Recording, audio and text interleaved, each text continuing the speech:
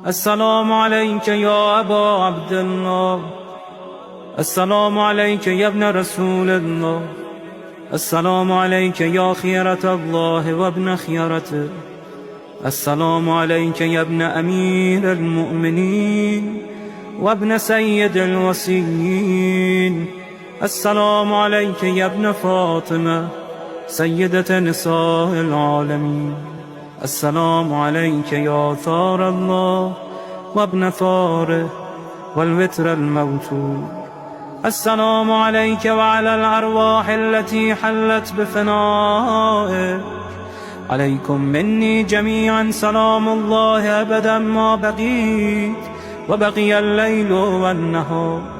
يا أبا عبد الله، لقد عظمت الرزية وجلت وعظمت المصيبة بك علينا وعلى جميع أهل الإسلام، وجلت وعظمت مصيبتك في السماوات على جميع أهل السماوات.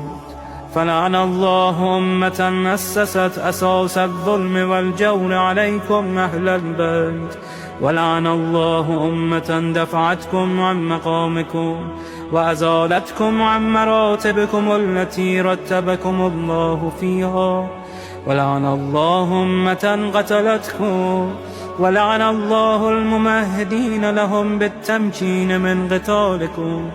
برئت إلى الله وإليكم منهم ومن أشياعهم وأتباعهم وأوليائهم. يا أبا عبد الله، إني سلم لمن سالمكم وحرب لمن حاربكم إلى يوم القيامة.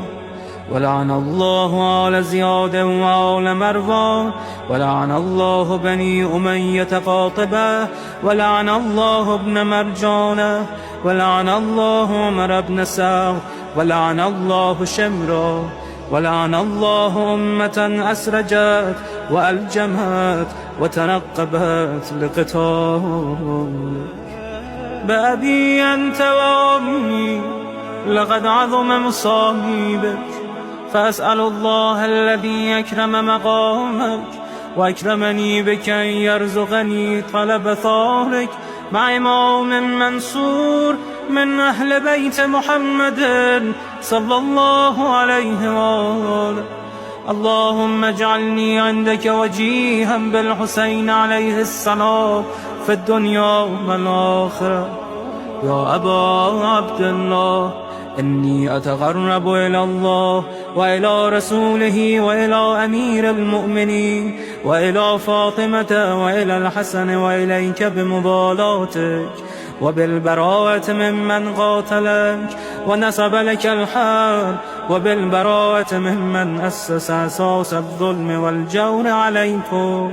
وأبرأ إلى الله وإلى رسوله ممن أسس أساس ذلك وبنى عليه بنيانا وجرى في ظلمه وجوره عليكم وعلى أشيائكم.